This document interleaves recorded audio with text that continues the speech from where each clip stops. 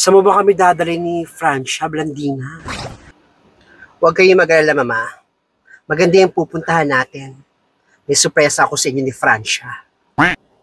Naku, nakaka-excite naman yung sorpresa mo. Malayo pa ba? Malapit na po. Konting tiis na lang.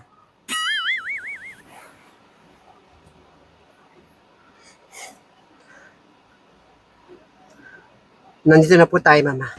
Ah, ito na. Sige. Francia. Mama, gumising ka na dyan. Mababa na tayo. Ha? Nandito na tayo?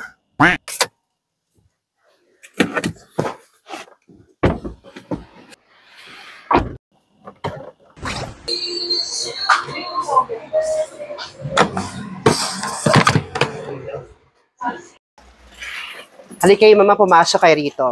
Ito ang aking sorpresa para sa inyo. Ito ang yung magiging bagong tahanan.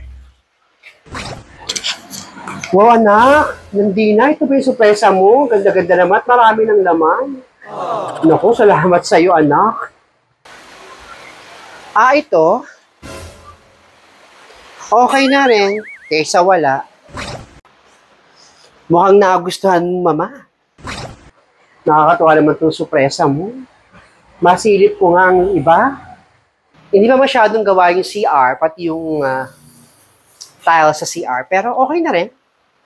At hindi kayo hihiga o matutulog sa kalsada. Salamat, Tito Blandina, ha?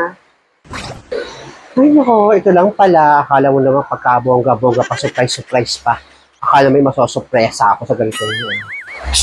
Tumigil ka nga. Bunga nga mo. Wala akong binubulong. Ang ganda nga, gustong-gusto ko eh. O, Francia, bakit parang ayaw mo? Pabulong-bulong ka pa dyan? Parang naramdaman ko, kinita ka sa binigay ko. Hindi naman sa ganung Blandina. Gusto ko rin naman. Gusto rin niya ni Francia. Tama ka naman, kaysa naman nung kami sa kalsada manirahan. Tubloy, di ba? At dito kahit pa paano may bubong. May business pa ako. Kaya dahil pa salamat ko sa iyo, Blandina. Sige, Mama, kami pa nag-ayos dito ni Sonia kagabi, itong pa-surprise ko sa'yo. Namili kami kahapon. Ako, salamat, kayo pa pala nag-ayos dito ni Sonia kagabi. Buti nga, natapos namin kaagad. May lamesa na dyan, may upuan, at nila na kita ng radyo. Kaya wala ka nang poproblemahin, Mama. Kung may kailangan pa kayo, tumawag lang kayo sa akin. Alis na ako, Mama. Nakakatuwa ka naman, Blandina. Salamat sa'yo. Ma, pagsabihan mo tong anak mong si Francia, pabulong-bulong. Tumigil ka nga dyan, Francia. Hindi mo matikom yung bibig mo.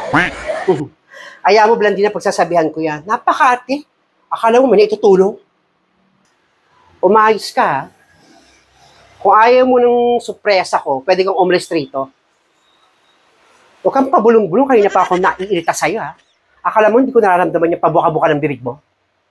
Umayos ka, hindi mo ako kilala, Francia. Sige na, anak, ingat ka, ha? Ingat ka sa pag-drive. Ingat ka sa biyahe.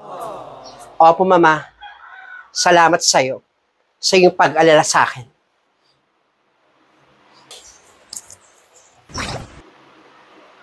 Ikaw talaga bunganga mo talaga, Francia. Hindi mo matikop yung bunganga mo. Pwede ka naman magsalita kapag umalis na yung tao. Pero tama ka. Akala mo maganda itong binigay niya. Akala mo sorpresa rin ako sa kanya. Baka hindi mo lang nagtanong kung ano mga dapat ipamili rito. Gagawin pa yata tayong tindera dito. Pa naman?